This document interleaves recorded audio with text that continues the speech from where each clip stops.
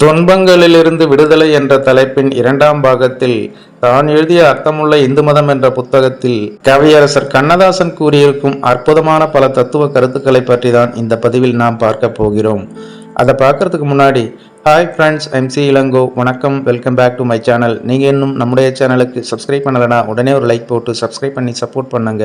வாங்க பதிவிற்குள் போகலாம். ஆரம்பத்தில் பிறப்பும் நம் கையில் இல்லை, அடுத்தடுத்து நடப்பும் நம் வசம் இல்லை. குழந்தை பிறந்ததிலிருந்து சுமார் 12 வருஷங்கள் வரை இது முழுக்க பொருந்தும். இந்த பருவத்தில் எப்படி வாழ்வது என்று அவனுக்கு சொல்லி புரியாது.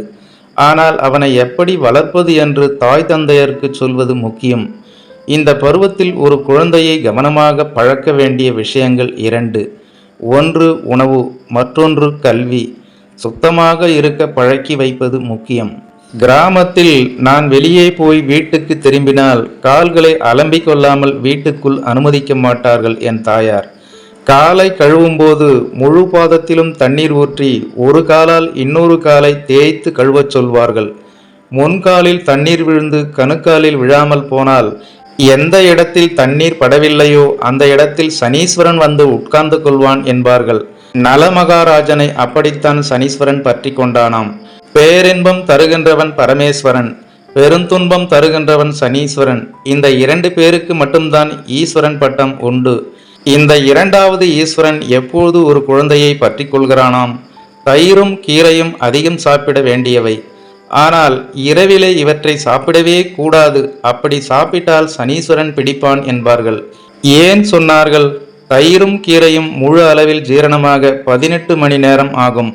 பகலில் சாப்பிட்டால் காலையிலே தெளிவாக மலஜலம் கழியும். இரவிலே சாப்பிட்டால் மறுநாள் மத்தியானம் அகாலத்தில் வயிற்றை கலக்கும்.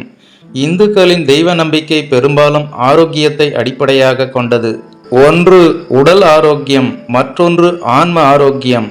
12 வயது வரையில் நான் தலைமுடியை கிராப் வெட்டி பழகியதில்லை. மொத்தமாக வளரவிட்டு விடுவார்கள். எனக்கு என் தாயார் ஜடை போட்டு விடுவார்கள். மலை கோயிலுக்கு முடி, அழகர் கோயிலுக்கு முடி என்று ஒவ்வொரு கோயிலுக்காக முடி வளர்க்க சொல்வார்கள். ஒரு கோயிலுக்கு போய் முடி இறக்கி கொண்டு வந்தவுடனேயே அடுத்த கோயிலுக்காக நேர்ந்து விடுவார்கள். காரணம், பால வயதில் சேருகிற அழுக்கு மூளையின் ஆரோக்கியத்தை பாதிக்காவண்ணம் அடிக்கடி முடி இறக்குதல் என்ற பெயரில் மொட்டை அடித்து கொண்டிருப்பார்கள். அதை தெய்வத்தின் பெயரால் கட்டுப்பாடாக செய்வார்கள். புத்த சந்நியாசிகளும் சரி, சமண சந்நியாசிகளும் சரி, இந்து சந்நியாசிகளில் ஒரு பகுதியினரும் சரி தலையை மொட்டையாக வைப்பதற்கு காரணம் இதுதான். அடுத்தது, புதன்கிழமையும் சனிக்கிழமையும் மறந்துவிடாமல் எண்ணெய் தேய்த்து குளிப்பாட்டி விடுவார்கள். செவ்வாயும் வெள்ளியும் பெண்களுக்கு. உடம்பிலே உஷ்ண கோளாறு வராமல் இருக்க இதுவே ஒரே வழி. எண்ணெய் தேய்த்து குளிக்கும் நாளில் மோர் சாதமோ தயிர் சாதமோ சாப்பிட விடமாட்டார்கள். குளிர்ச்சியாக எண்ணெய் தேய்த்து கொள்ளும் போது மேலும் குளிர்ச்சி தரக்கூடிய பொருள்களை சாப்பிடக்கூடாது என்பார்கள்.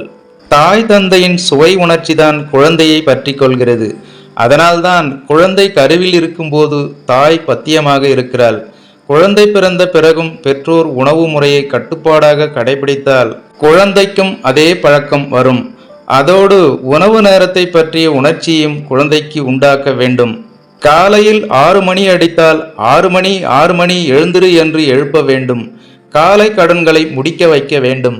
8 மணி அடித்ததும் 8 மணி பலகாரம் என்று அவசரப்படுத்த வேண்டும். பள்ளிக்கு சென்று திரும்பியதும் 1 மணி என்று சாப்பாட்டுக்கு அவசரப்படுத்த வேண்டும். இரவிலே 8 மணி என்று துரிதப்படுத்த வேண்டும்.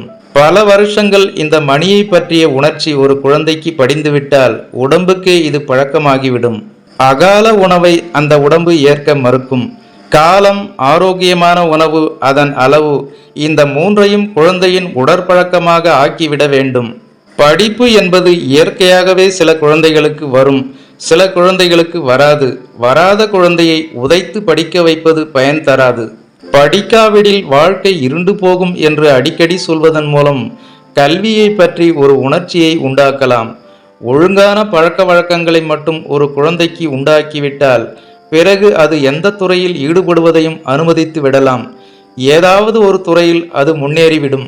பின்னாளில் அதற்கு வரக்கூடிய உடல் துன்பம், மன துன்பம் இரண்டிலிருந்தும் பெற்றோர் அந்த குழந்தையை ஓரளவு காப்பாற்றி விட முடியும்.